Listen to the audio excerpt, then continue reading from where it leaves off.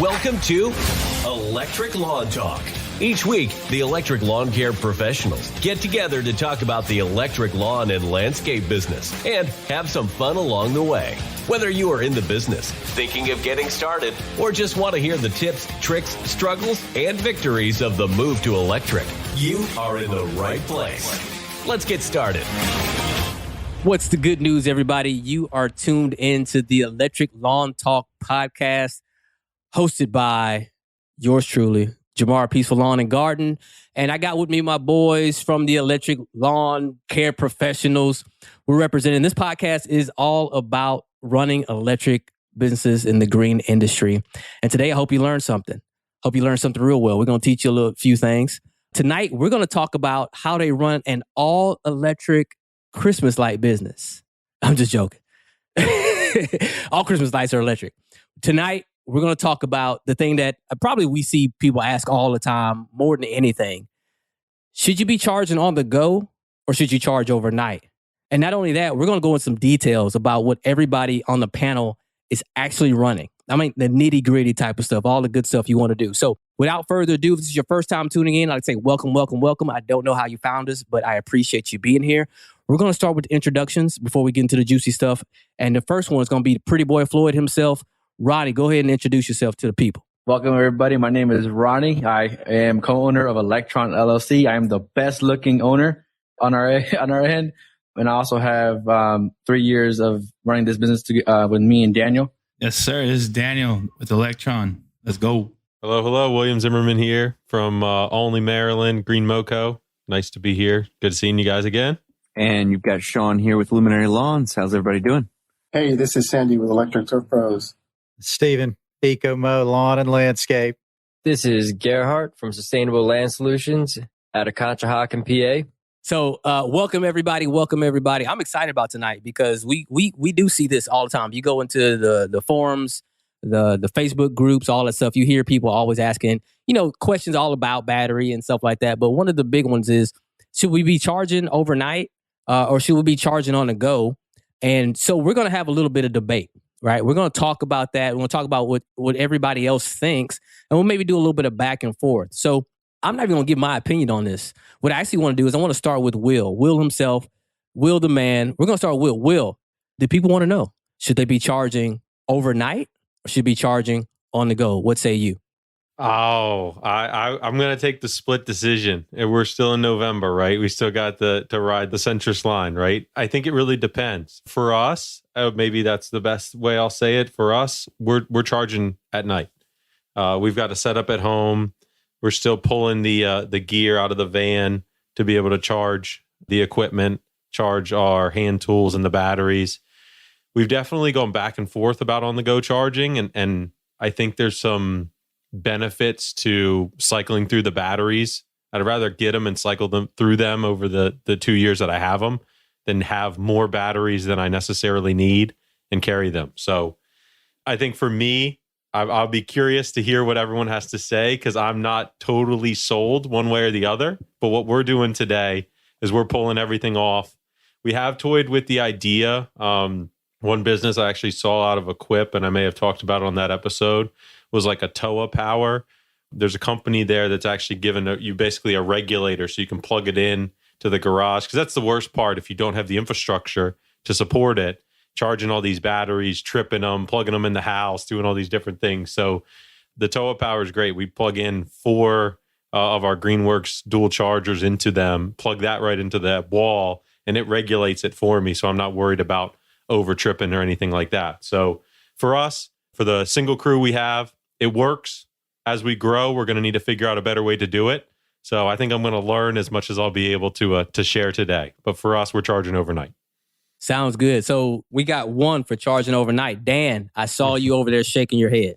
So I got to come to you. I mean, you're shaking your head for a reason. Talk to us. What's on your mind? Well, I agree with him. If you're with one crew, sometimes it is beneficial not having so much or doing too much or having too much battery in your setup. But I do believe charging on the go is for the growth of your business.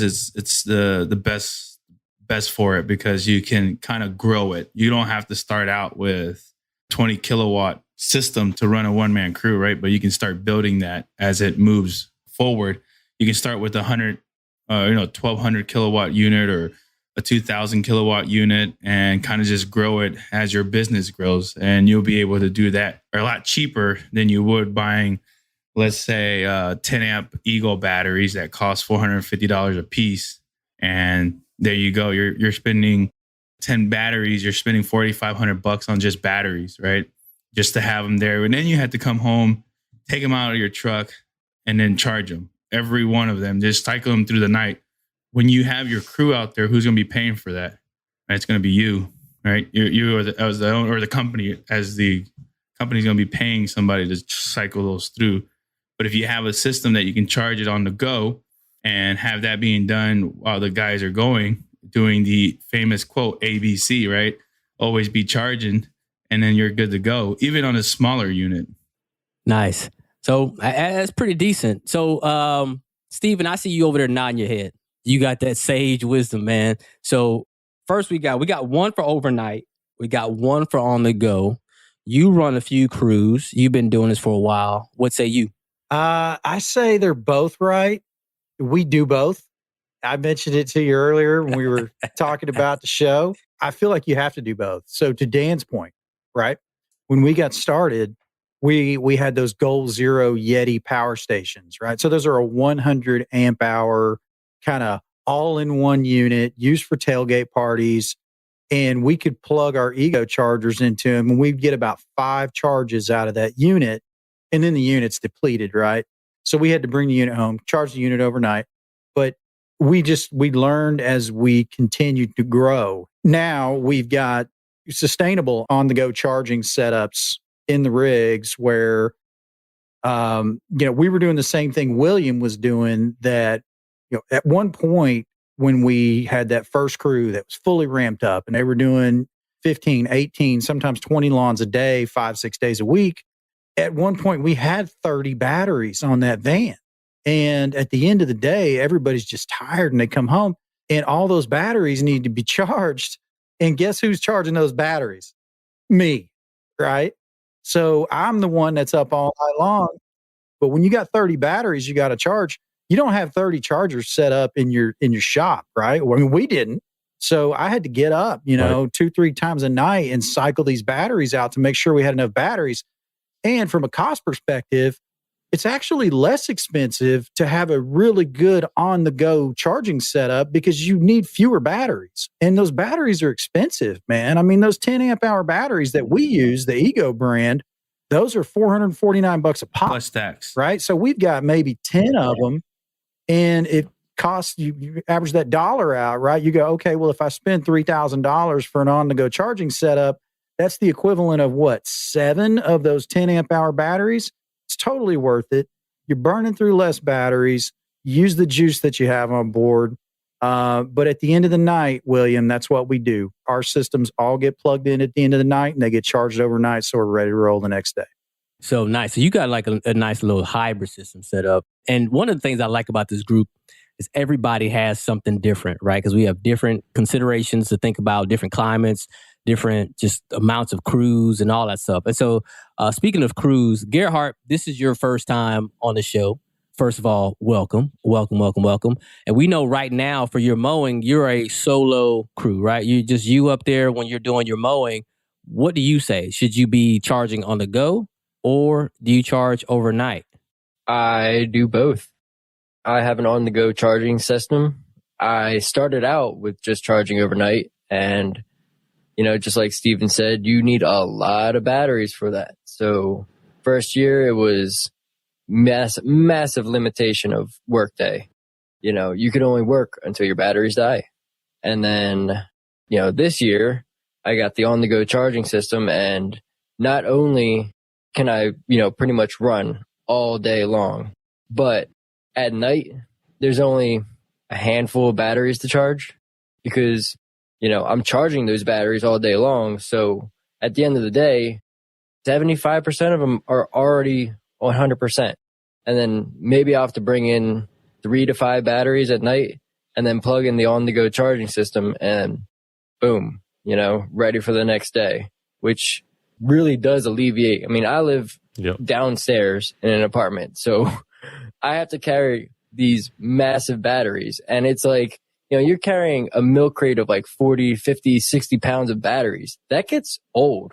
I mean, you do that for weeks on end, you're just like, man, this hurts, especially after your, 12-hour days, and you're like, I do not want to carry all of these batteries in. But if you're on the go charging, milk crates, I'm telling you, game changer. That's the one. Except, I got to say, Ego batteries are not very milk crate friendly.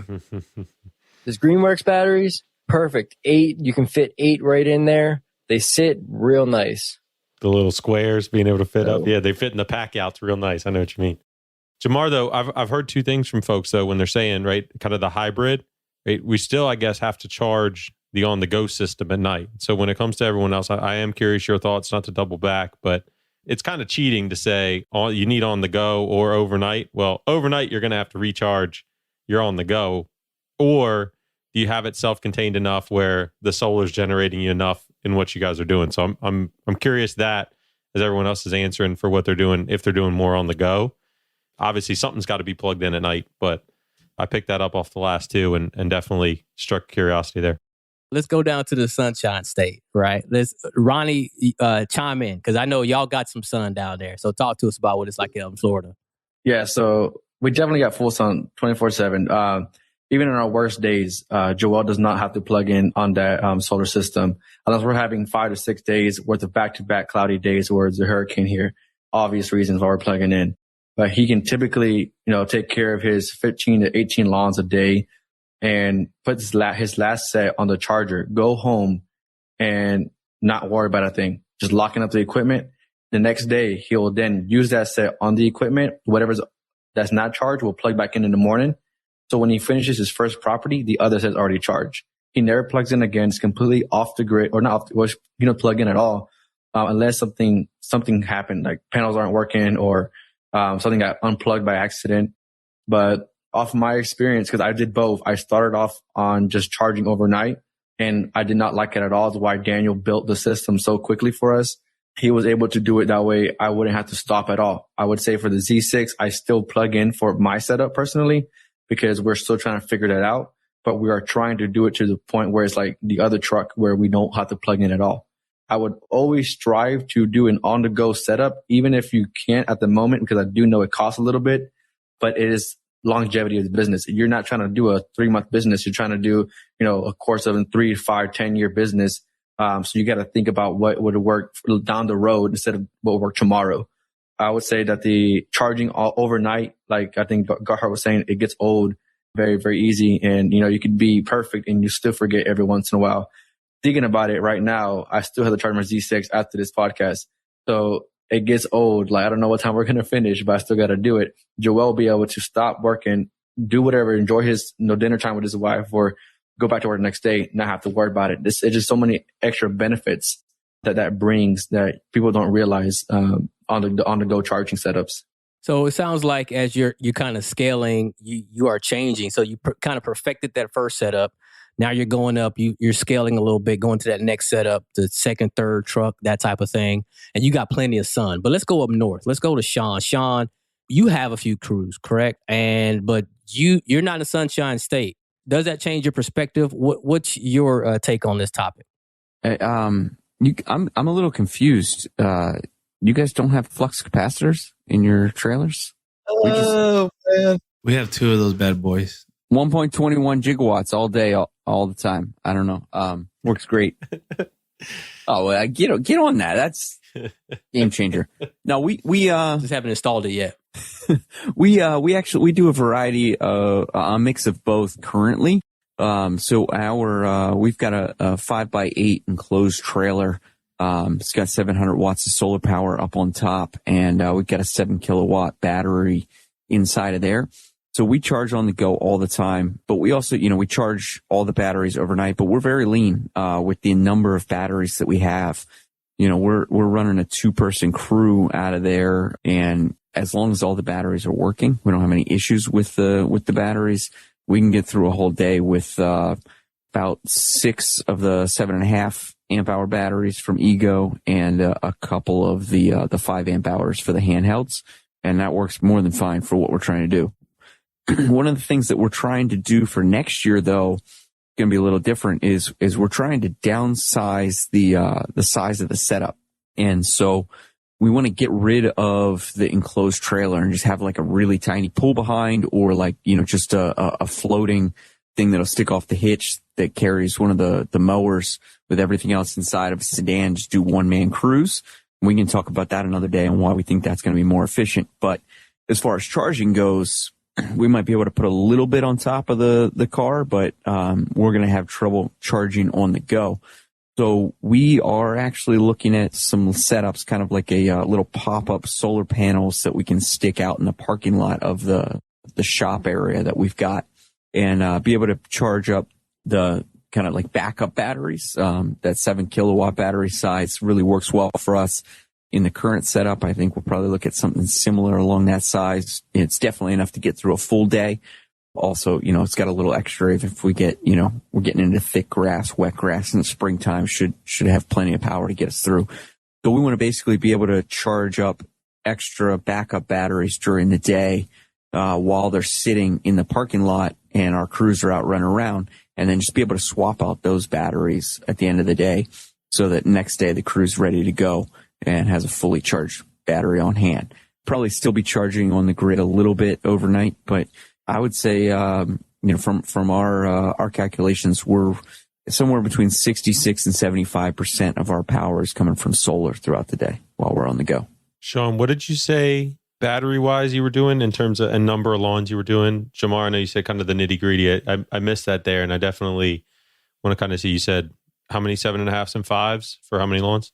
Yeah, we're doing usually anywhere from 20 to 25 lawns a day. Nice. A lot of our lawns are smaller lawns. We do a lot of townhouses and got some like quarter-acre properties mixed in there.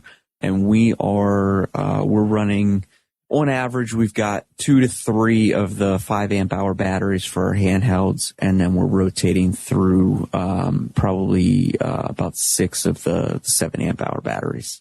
Nice. It's a pretty decent setup. Cool. So let's keep it up there. Let's keep it up north. Let's go to Jake over in Denver. I know you're not doing any cutting right now because I hear y'all got this white stuff on the ground. It's called snow or something like that. Talk to us about, regardless of the snow, talk to us about us setup, your setup, and then what do you think? Where are you on at this debate? Is it charging overnight, or are we trying to do some charging on the go? A little bit of both. Yeah, man.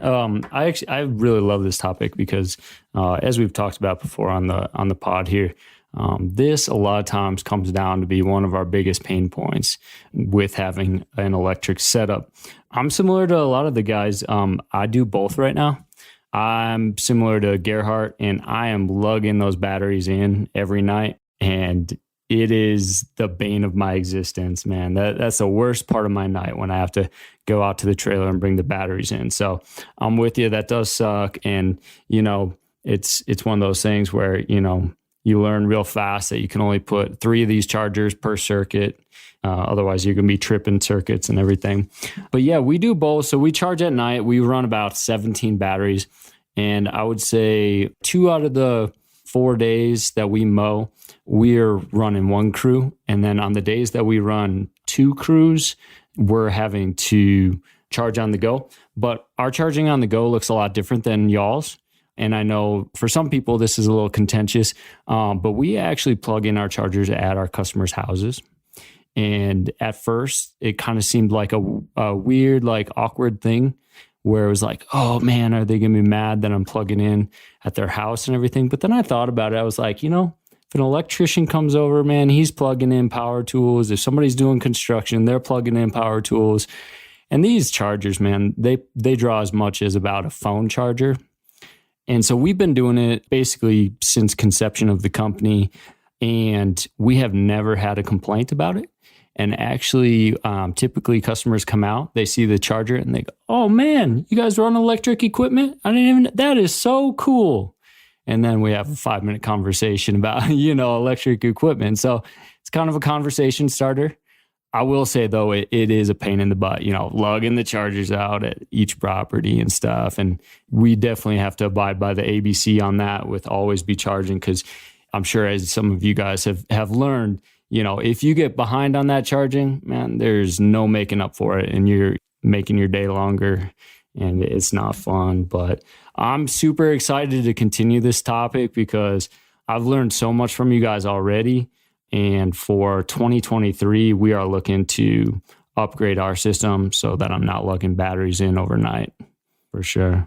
So, hey, Jake. Yeah. Jake, got a question for you, man. So I think I heard you say that you are using about 17 batteries a day. Yep. That's right. Okay. So those 17 batteries, talk to me for a minute about how many, is this a 2-man crew? Is it 3? It's a 2-man crew, right? On Mondays, we do about 25 lawns. We run 2 crews. Tuesdays, we only do about 15 or 17 lawns. And that's 1 crew, 1 3-man crew. We just bust them out. And we pepper in like things like fertilization and stuff as well. So sometimes we'll just make one stop at a property, but we're also fertilizing or we're doing a bush trimming or a gutter cleaning, stuff like that. And then Wednesday's another pretty big day. We're doing about 27 lawns. And then Thursdays is 40 lawns. But that Thursday property is when we use the gas as well to supplement. Yeah. So at the end of the day, you got 17 batteries on board. When you get home at the end of the day, how many of those batteries are dead and need to be charged? Basically all of them. Got it. Yep. Mm-hmm. So what brand of batteries are these? We're running Egos. Got it. So these are what, the 5 amp hour, the 7.5 amp hour? We mainly run like 7.5s and 10s. And then we've got, maybe 4 or 5 amps and 3 2.5s. Yeah. Just for, handhelds and stuff like that. Yeah. So I'm going to tell you, just because it's something that we've been through. We've been through this exact same situation. And I can tell you that if you got 17 batteries, you can sell 10 of those batteries and you can probably get $3,000 or $2,500 for 10 of those batteries. And you can build yourself an onboard setup and only run on 7 batteries. Dan's throwing up some, for those that are listening that you can't see, we can see each other. Yeah. It's $7,633. I guess it's his estimated cost in what, batteries, Dan? Yeah. So if his average size is a 7.5 or a 10 amp battery, you get 17 of those for $450. You're looking at $7,000 just in batteries. Good math. Good math. Thanks, Dan. So here's what you got to know. You can build an onboard on-the-go charging setup for $2,500 or $3,000 with a 300 amp hour 12 volt or a 200 amp hour 24 volt setup, and you only need to carry 7 batteries. And I can promise you at the end of the day, because we've got 2 crews that are doing exactly what you're talking about doing right now on these 300 amp hour LifePo 4 batteries on board, a little bit of solar, not a lot. But at the end of the day, they're getting all this work done, and we're coming home with 35-40% battery left on that 300 amp hour onboard battery, and no batteries need to be charged because everybody's trained on the ABC, right? We've been talking about always be charging. So everybody's trained on turning those batteries over on board. So now when they come home at the end of the day, this is both crews, right? This is not just one. I mean, it takes time, right? You'll get there to that process. But if you just sell 10 of the batteries that you have right now, that will free up the cash you need to build an onboard charging setup. And I can promise you, you will not be lugging milk crates of batteries down into the lower floor of, to charge those things overnight. That will fix your problem. And another thing I want to jump in one last time here, and I'll totally leave the floor up to you guys. Jake, you don't have to worry about plugging into house power anymore, because I'm going to tell you right now, we've been through this, and there's some it actually has been brought to our attention. When we first got started, we were doing the same thing. We were charging what we could. Then we had a bunch of work, and we needed to plug into house power. And a couple people emailed us and said, hey, I just wondered why you guys had your chargers plugged into our house and everything else. And it just made the situation feel awkward. And the mere fact that you brought it up, you feel awkward doing it. When you move to an on-the-go setup, onboard charging setup, that's not something you're going to have to worry about anymore, right? You can focus your attention on doing good work and shit. Yeah, absolutely. I think there's a level of professionalism when you can provide your own power and all of that. I will say that initially the reason why we're running the setup that we are is because as you buy these tools, every tool, specifically with Ego at least, comes with a battery. And when you buy it, they highly discount these batteries. And so I've never bought a battery just alone. I've never paid those outlandish prices. I'm sorry, Ego, but they are pretty dang high. How many pieces of equipment have you bought to buy 17? A lot. What all do you have? I've got it all, man. I've got it all. I'm with Steven, They discount the tool, not the battery. You get the tool for free. You're paying for the battery. Right. Exactly. The tool is very easy to make for them, right? What also goes unsaid is that the warranty thing on these batteries, they're not that long for the Ego batteries, especially for commercial use. And whenever you're able to do an on-the-go charging setup, the big battery you purchase has a better warranty. So we're talking numbers on best case scenarios that they last seasons and seasons. The on-the-go charging typically would last 3 to 5 times the season a battery would last. We have 10-year warranty on our battery right now. So, the Ego has one? Does anyone know that? What it is for commercial? Yeah, but you have to spend 14 hours with them on the phone to get them to replace that battery. So, oh wow, yeah. So, still, Ronnie brings up a good point because you know what, Ronnie, you're right, man. That these big LifeCo 4 batteries we have on board, exactly. I mean, we can get on average like 4,000 cycles on those batteries, and when you do the math over, I mean, even if you're working 365 days a year, which we're not. I mean, you got 10 years of life on that battery and you've got the warranty with it. So you're 100% correct, man. That's a great point. So what it sounds like to me is we have a couple of different types of setups, right? And so let's start down that road, right? Because what it looks like is we have people that they just use the batteries. I take as many batteries as I can, with me that I can use throughout the day.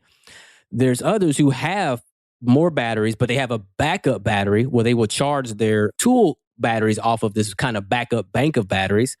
Then we got others that have solar with a backup bank, right? And so it looks like those are the 3 types that we may have, right? And so no matter what, you still need the same amount of power. Now it becomes a business decision, right? How efficient can you be if you have to lug in a bunch of batteries every night, right?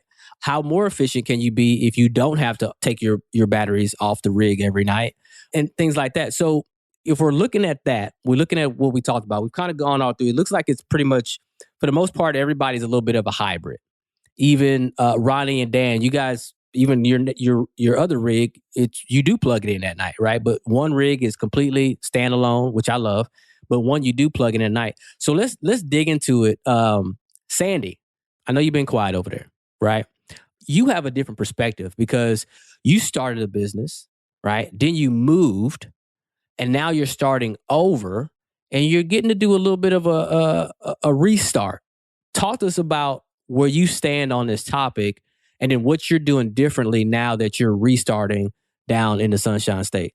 Yeah, absolutely. And I kind of went through all the pains as well. Back in South Carolina, I would have different charging stations throughout the house just so that I don't trip the circuits and be able to charge all my batteries. But I've definitely was lugging in those crates at the end of the night. But, something that I'll be doing differently, I'm going to be working with Dan and Ronnie to actually kind of help me and guide me in creating a mobile charging setup. So that way I don't have to rely heavily on having multiple batteries and kind of, dwindle that down a whole lot better. I mean, I think it's just going to be more efficient, do a lot more with a lot less, in other words. But as far as my setup, right now I have a trailer. I would eventually want to move just to a trailer setup. So something like a ramp rack. And then I would put, at least as many panels as I can on the cab of the truck and ultimately, have the setup, in the back seat of the car or whatnot for mobile charging. But give us some details, man. Like the people wants to know, right? It's like what you got going on, like exactly what you're working with, and what would you change? What wisdom did Dan give you as you move to your next journey? And how would you change that specifically? Like how many amp hours, what kind of cables you run in? Like talk to us about that. The people want to know. Well, I haven't even gotten that far yet because he's going to be building the thing for me from scratch. So, man, yeah, little sponsorship opportunity here, man. Look, I'm hey telling guys, you, man. we may be able to monetize this podcast after all, man. We gotta. Yeah, I've been telling him he needs to start that business quick. Yeah, but obviously I'll be paying for the whatever it takes to build it. But it's definitely his field of expertise, and I trust in him to be able to help me, come up with whatever I need to. As far as setup, I mean, I heavily use Greenworks now, but I got to test some of the Crest tools over the winter and last season. So I have a bunch of their batteries. So I'm really in the middle of what I really want to do as far as tools and the batteries. I got a big mix of batteries right now. So I haven't really solidified what that's going to look like moving forward. But I will tell you, like the stand-on that I haven't used it, not yet. I can't even mow my own lawn with it because of the gate size. So it's literally collecting dust. So I'm push mowing everything right now, with the Crest tools. But I'm excited to see what happens with 30-inch, mowers. I know that you guys weren't too happy with the speed of those things, but it's really out in the open right now as far as, what my actual setup will be for the upcoming season. Gotcha. So you threw a plug in there for Dan. So naturally, Dan, I'm coming to you. Let's talk. People, and I know this is your sweet spot, right? Like this is where you shine. Like your face is glowing. Nobody can see you right now, but your face is glowing, right? And it excites me actually. So talk about your setup. Like let's talk about, because Ronnie says that y'all have one setup that it's free willy. It does this thing on its own, right? But you have another one you plug in. So talk to us about that one setup, because people want to know. Like if I want to just not have to plug in at night, say they live in an apartment or they put their stuff at a storage facility or whatnot. What are you running to make that rig completely standalone? Well, on that specific unit, we have a YouTube video on that. So I'll run through what we have on it. So we have a Ford F-150, and this setup, it was our original setup, and then we ended up upgrading it and moving it over to this truck. So the original setup was a mean green mower with Ego equipment. So it was a Ego handhelds. And then we moved that onto the truck. And what we noticed when we had it in our trailer, that we had a 170 amp hour battery, which is, so when we want to talk about power, let's try to make sure we talk watts, because that's what matters. Watts is the key to all of this. So think about that as your total, right? Whatever you want to call it. Think about your total gallons per day, or that's watts per day. It's exactly what you want to look at. So when we talk about 8 amp hour battery, it doesn't really matter. What's the wattage on that battery? All right. So you got to keep that in mind. So when I go through this, I'll try to explain that as we go. So we have that 170 amp hour battery, which is 12 volts. And that was a specific reason we built that to 12 volts, because we thought we were going to need a alternating charging system, or a DC to DC charging system, as we rolled out. And what we found that the solar panels that we had were helping us charge the system faster than we needed anything else for the specific system, because the mean green doesn't need to be charged during the day. All right. So it allows us to run pretty lean with our handhelds. So I believe on that specific truck, we have 4 batteries for Makitas, and then we have 2 Ego 5 amp batteries, and then the mean green. That's it. And then what we use as our bank is literally a 100 amp hour battery, 12 volt, which is 1200 watts of total power. And then we have 400 watts of solar panels on top of that battery to charge at all day as we go. And there's ways you can wire your panels to get more juice out of it through the day, right? You can go series or parallel. And that's going to vary depending on the size of the voltage on your panel. That specific system, we did 2 12-volt panels, and we get all day. We probably get 400 watts, probably every hour and a half of run time. So like 400 watts every hour and a half if sun is out very nicely. So we do really good on that unit. So can you explain to them how much that cost, Danny? Like what our setup for the for Ronda versus, buying the batteries, why that's such a big difference or big game player for us? Ronda's our pickup truck. That's what we called our F-150, the wrap one, if you guys seen it. Wait a minute, who's Ronda? On that specific one, that I believe, and we can put a list together for it, but it's under $1,500. So that was two 200-watt solar panels, a 100 amp hour 12-volt battery. Ooh, spicy. 40 amp MPPT charger, and then we have a 1200-watt inverter, so a pure shine inverter on that specific unit. So we need some clarification here, right? Because somebody's going to sit here and say, "Oh, I can get my whole setup for $1,500, but there's a little piece in your setup that's a little bit different than what most people would have, right?" And I think we should consider the cost of this, and that is you have a mean green mower that runs all day, so you're not having to charge a mower, which is the biggest battery hog, for the most part. Maybe some blowers in leaf season, so you're not charging that mean green with those solar panels. How are you getting that mean green charged? So the mean green the mean green has to be charged overnight, since that's 280. So that one's 14,000 watts or 14 kilowatts that gets used up. Does it get used up all of it? Not at all. When the batteries are working correctly, they'll get up down to 50%. So you're only using about 7 kilowatts. So on our second unit, we have the Z6 Ego, and that one, it's a lot more difficult to keep up the juices in our batteries to keep that charge. Because if you guys don't know, I think the Eagle pulls 1,600 watts, so it's close to 14 amps. So that's almost the max on an outlet. So when you go out to build your systems, you need to verify that, one, how many amps you're going to be pulling. And once you know that, you'll be able to tell what kind of system you need to build. So for higher ampage systems, you need a higher voltage. Since we already had everything on our 12 volt unit or on our trailer, so we kept everything 12 volt for the Ego, and we got a 300 amp hour battery there, which is 3,800 watts. And then we have solar panels wired a little different than our pickup truck. And that allows us to get more juice out of the panels for that one. So we're actually probably pulling closer to 380 watts every hour the sun is up. That's about 6 hours here in Florida. So that unit actually replenishes a lot faster than our F-150 or Ronda solar power system, which is kind of weird to say that because it's 400 watts of solar on each of them, but one performs better than the other. And there's just wiring tricks that you can come up with to do that. Gotcha. So it's Ronda's not completely standalone, but for your handhelds and your blower, you can pretty much handle with your battery bank and your solar. And the only thing you're plugging up at night is the mean green, which is, to me, kind of feels like, if I look at it in my setup, it feels like the mean green is the battery bank. Right? It's that big source that's on there that you don't have to feed, or you could technically feed off of it. But to me, at the end of the night, that's the only thing I plug in, right? And so your mean green to me seems like the battery bank.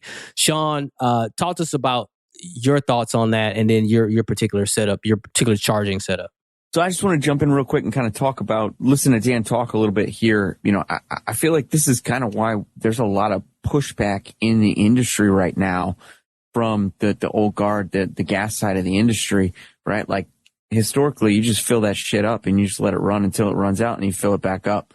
There is a lot of ambiguity with some of this equipment when it comes to electric stuff.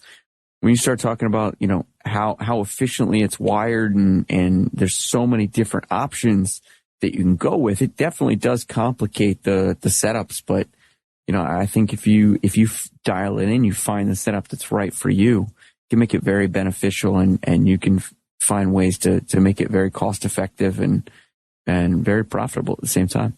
Yeah, so I think that's why we look at the kind of the common denominator of everybody here that started out with just the batteries that you had, right? And you found out that wasn't enough and you went about and bought another one. Or in Jake's situation, bought 6 more pieces of equipment so you can get some more batteries, right? And so you just learn. You go and you learn. This information that we're selling out today, we didn't have, right? Like we didn't have when we were all getting started. kind of had to go out and try it out. And then what you find out is as you move forward, you do have to kind of educate yourself, right? You do have to figure some things out when it comes to efficiency and battery usage and energy in general. And it's good business practice, but it's not for everybody. But that, to me, that speaks of the moat that you could have if you decide to jump in this arena, right? And get yourself started, because this is something that most people, they'll look at and say, oh, that's too hard. And they're going to turn away from it until somebody else comes out with a good solution, right? And so, I know, Will, I'm coming to you because you have more different setup. You even have more electricity than all of us on your Transit, which is electric. And you also run. So talk to us about that situation, charging that, as well as your charging setup for your batteries and your mowers. Yeah, so that's actually a great point. And that is the beauty of electric for vehicles. We bring it home, we plug in the noodle in the front every night, and I go out and it's full. I haven't seen a gas station in forever. Everyone was nervous when prices were going up and we were gaining some more customers of the gas surcharge that was being assessed to everyone. We didn't have to deal with it. Solar on the roof of our shop and our house gives us the energy we need for most of the year around here. And what we'll eventually do, I guess it's almost kind of a hybrid of an on-the-go type charging, is we're working on, with those TOAs, to be able to have the charging contained in the van, not necessarily on the go, but in the van.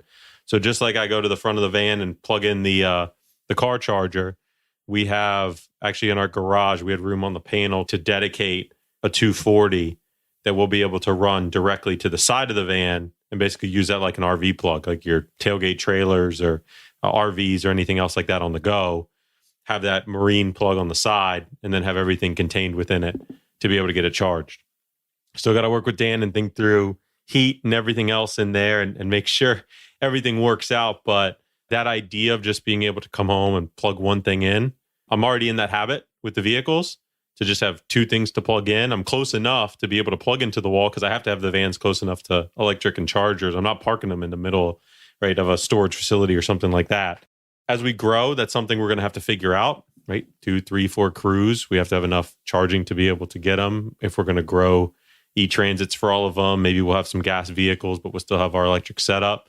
A lot of decisions to be made, but for us, once I got into that habit, and it was weird at the beginning, but once you got in that habit of plugging in the van every night, so you went out and it had its full, it only has 100 miles of range. So you have to plug it in every night.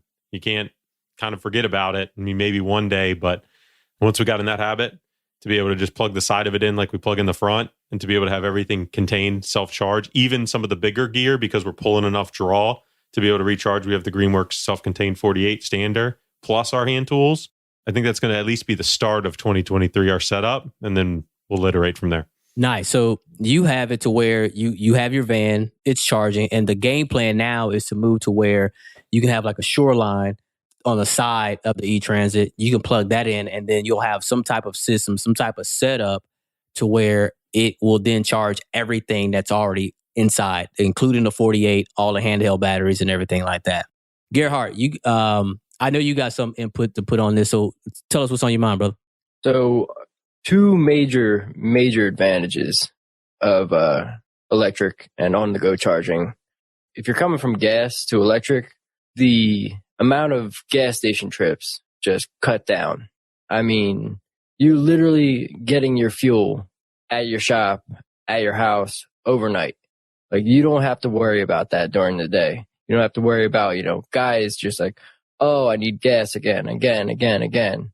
So that's like a major thing. And another major advantage that I've noticed with the on-the-go charging is that you don't have to buy into one specific equipment line. Like I have 5 different equipment lines and I don't have to stay, loyal to any one of them. I have the Bluebird Turf core aerator, the battery one, and the reason I got it was because I had the on-the-go charging. Now, if I wanted to run that all day and I was going out and doing 8, 10, 12 aerations in a day, I would need ridiculous amounts of batteries. And that's just to run that one machine. but I've got 4. And even 4 is a little bit of an overkill between 2 chargers. I think 2 or 3 would be just fine. But, just having a smaller amount of batteries to have to buy because you have on-the-go charging means that you can be pretty much not loyal to any one specific brand. If you like one tool, like there's a lot of guys who have Makita 18 volts. Well, I have a Makita 18 volt times 2, the 36 volt string trimmer. Well, it's the power head string trimmer attachment, and that thing rips. I'm just going to tell you that that thing is just better than any gas string trimmer I've ever used. So we use Makita. I like Makita, but I think it was that string trimmer that I do not like because the one I have, I'm not sure what version it is the older version, but just because it's new, it's not better. Mine can knock out 3 properties on one single charge, and that one can barely do 2, and struggling. So it pulls too much juice. You don't need that much torque when you're doing maintain properties. He has the same one you do, Powerhead.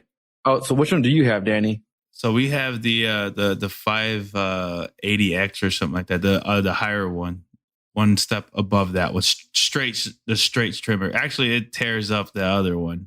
If you guys want to compare the two, it tears up the other one, but it just torquier, which will drain your batteries. It does have more torque, but because of that, it drains the batteries so much faster. Which is another thing on these. If you have all the batteries, like someone has 17 batteries in here, if you're having so much batteries, you can never go to 100% completion without inefficiencies on these batteries, because it never works out perfectly where a battery would drain on one property. It's not 1 in 1. It's usually 75%. And then when you're using for the next property, it'll finish at the back of the house. You do not want that to happen. To walk back to the truck to get another set of batteries just to finish that same thing. On the go charging, you're allowed to plug and play and swap them out to where you're always at 100%, and that house always gets done before it depletes. That's another benefit on the go charging that we haven't talked about yet. That was a big nugget. That was a big nugget right there. I hadn't thought about that at all. It's a big pain in the butt too. We've had that on the 25-inch mowers where we've been running them. They've got 2 batteries in them. Just going about, you get to the backyard or whatever, and you pop them out. I usually check the hand tools before we go, but the push mowers, that was a great point. On that same point, keeping your batteries between 10 to 90% will extend their life. If you drain them all the way to 0, it will kill them a lot more, especially with the nickel magnesium ones I believe the Eagle's using. And I think every other battery manufacturer. I hope they put that safety measure in, but I don't know. They told me, their engineering team told me. Sometimes that makes the bad cells get better. You drop them, and all of a sudden they work again. Have you dropped one out of a moving vehicle? Sean likes to start them on fire. Sometimes they work better. Oh, I've forgotten a couple times, and I dropped a couple of expensive ones. They skid pretty far away. I went and got them though, and they worked. Whether it was stable, that I will never know. I want to circle back around for a minute on Ronnie and William. And yes, Ronnie, that was a good nugget. It really is, because when you drill down to your daily efficiencies and you really start to get granular with how you're running your business, it's a time saver. I can't tell you how many times we're in the backyard and a battery goes dead on us and you got to walk out to the van and do the swap. And my God, the phone might ring. And then there's just so many things that can distract you when that happens. And, we're grateful that we're using on the go charging setup. So we've always got batteries ready to go, and, everybody's trained to make that work, but that's a big deal, man. It really is. And I mean, you can save yourself a good half hour of your day just by being efficient. Yeah, absolutely. I know with us, my guys, if you got 2 bars left, it's time to put it up. For clarity's sake, we run the Egos, right? And the newer ones, they have the little 5-bar system. And so once it gets down to 2, it's just, and you're not going to start a new property. If you're mowing, you're not going to start a new property on that. Now, we've since kind of switched. We still run our Ego all handheld, and we still keep our Ego in our van with us. But we've since started running these Oso batteries, a company down in Dallas. And see, they actually give us a percentage reading out on the battery itself. So it's not just bars, right? So there's an actual, it tells me we're at 20%, 30%, 40%. And so, my guys, from a battery longevity perspective, my guys are able to, can pull it off. Now, with Oso, it's a little bit different. And this is one of the things that I was talking to some of the manufacturers at Equip in Louisville, that this little company may eat their lunch, because one of the things that we do not have to worry about is battery health, because we're on that like lease program with them and they take care of it all. My guys bent a handlebar somehow, some way the other day on it. I called them up and said, hey, look, this thing is bent. And they're like, oh, we can bring you one tomorrow. Right.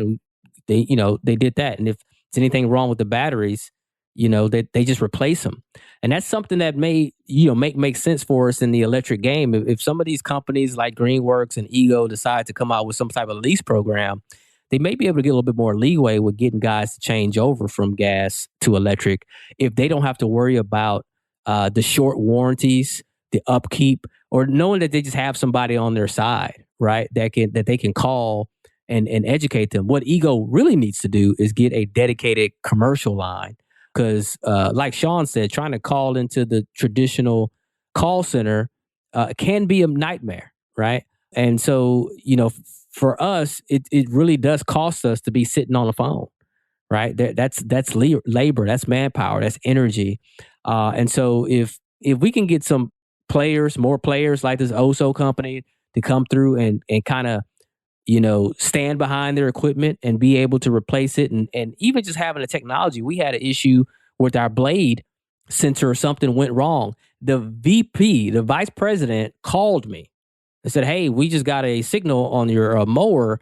We want you to go ahead and just kind of put it away, use the backup mower. And then we're going to get our technical guys to look into see what's going on. 2 seconds later, one of my guys called me and said, hey man, something's wrong with the mower. You know what I mean? And so like that type of technology, that type of service, that could help a lot of manufacturers step their game up. And it's also, I think, will help a lot more people make that switch over, because it's one less thing that I have to worry about. And also the battery that's on the mower. Now it's only a 21-inch mower, but the battery that's on the mower is, I believe, like a 32 amp hour battery.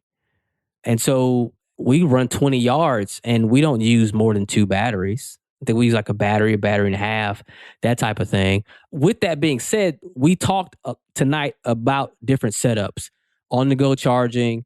Everybody set up different. Some people have big mowers that what they call all-day runtime, where you don't really have to keep charging throughout the day. Some people are still running smaller mowers where you need to swap out the batteries, and it's important that you get those charged up. Some people have solar that supplements. Some people have solar that pretty much handles all of their handheld stuff. So it really just depends on what you're doing. But one of the reasons why I get excited about this stuff and I'm in this industry is because innovation. And what we talked about tonight, I think would help a lot of people, particularly manufacturers and guys looking to switch over, is to find real solutions. Right. We talked about this, Stephen, when we were in Equip, about how a lot of these companies, a lot of these guys are trying to solve problems that don't exist because they don't run batteries. They've never had to buy 17 different batteries and plug in other people's houses. And so we're going to finish out on this. Stephen, I want to finish out with you on your thoughts on where you think the industry is going to go when we talk about this on-the-go charging versus overnight charging.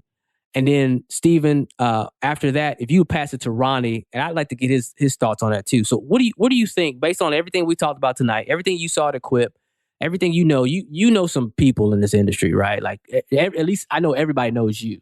I be dropping your name all the time. I was at Ewing the other day dropping your name. Now, I didn't give me no discount, but I was dropping your name. Right. Thanks, so man. Where do you see this all going? I don't know. I think that it's a fascinating industry that we're in. Every one of us we're all on the cutting edge of what we're doing. And we've been at this a while. So we've been through the troubleshooting. We've been through the hard knocks of starting a business or transitioning over to electric from gas. And there's just been a lot of challenges that we've all faced. It's exciting that we are in a time with the technology increases that are happening right now.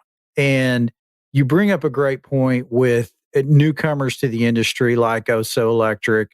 Spoken with the guys a year ago.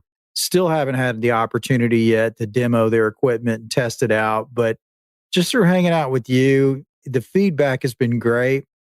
I hope that companies like that continue to provide you with the level of support that they're giving you right now, because they are newcomers in the industry. They're going to go above and beyond to meet expectations.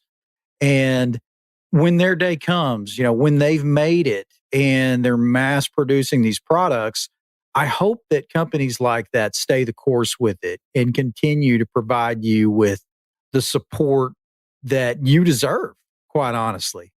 But from a perspective of the on the go, the solar charging, it's exciting to know that we all came together a year ago doing something completely different. We've all learned so much from each other. I'm like the rest of you guys, man. I mean, I started this deal with one lawnmower and about 4 Ego batteries, and I've had some late nights figuring out how to wire the van and install a 100 amp hour battery and Googling how many watts do I need on how big does my inverter need to be to charge this number of batteries, and failing because I didn't have a big enough inverter that kept tripping when I was trying to charge these batteries. And that's the thing, man. I mean, we all just need to accept the fact that it's a struggle, and we just have to continue to just innovate and research and learn from the industry. And we're all going to just continue to improve and stay ahead of the curve, which is where we are right now. And we should all be thankful for each other, that we've all been very willing to contribute the knowledge that we have. And I've learned so much from Dan. I mean, guys, I have had so many conversations with Dan when I first started building out these setups and getting our show going here in Dallas and bringing in a bunch of lawns. And I didn't know what to do. And Dan consulted with me about how to do these setups and what gauge wiring we need and all these things that I didn't know about.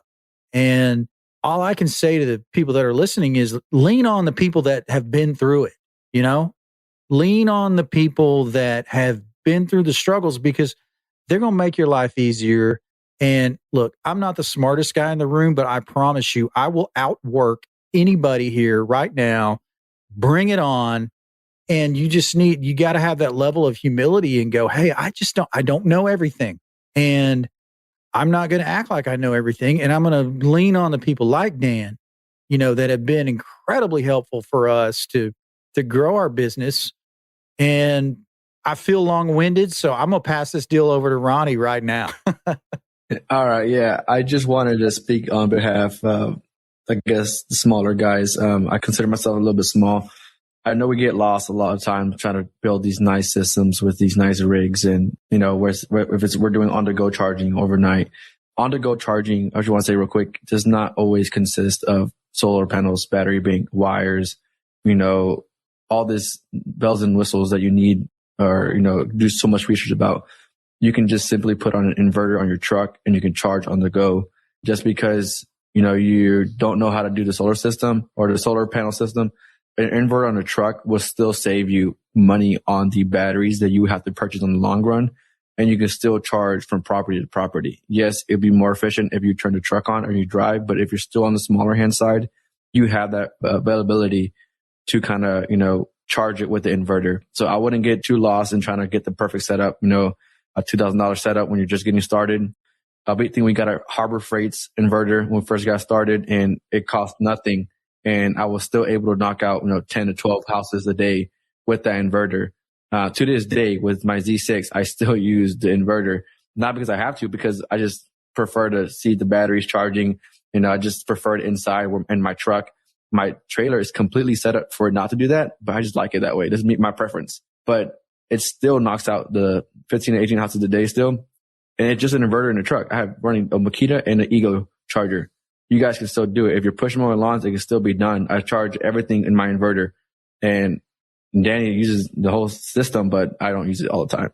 So I just want to throw that out there for everyone listening, that it doesn't always have to be flashy. getting it done is what matters. So you still want to stay profitable, and the cheapest way and the most efficient way to do it, I think, is still going to be on the go, even if it's have an inverter in your truck. Yeah. I mean, it is helpful. And as you continue to grow the business and take on more clients, you realize that you need more. You need more on the go.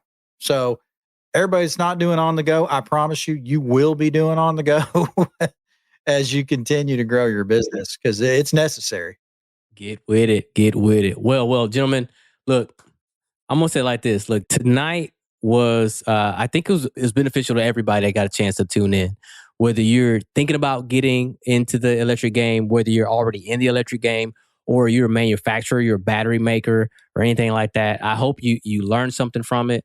If you didn't, you need to pause it, rewind, and re-listen it again, because apparently you're listening too slow, because there's a whole lot of hot stuff stated tonight. So with that being said, don't forget, if you got anything from this podcast, make sure you like and you subscribe wherever you listen to your podcast at. If you would do us another favor and also give us a rating and review. Nowadays, it's super easy to do that. It used to be real hard back in the day, but it's super easy to do a rating and review. If you care about us at all, or even yourself or the planet, leave a rating and review, right? Make sure you follow us on Instagram and all the social medias. We'll be back again next week. And remember, as we always say, everybody, always be charging. We appreciate you tuning in, and we will see y'all. We'll hear from y'all, or you are going to hear from us in about a week or so. Y'all take care. Thanks for listening to Electric Lawn Talk. Don't miss the next episode. Be sure to subscribe, and while you're at it, help spread the word by leaving a rating and review.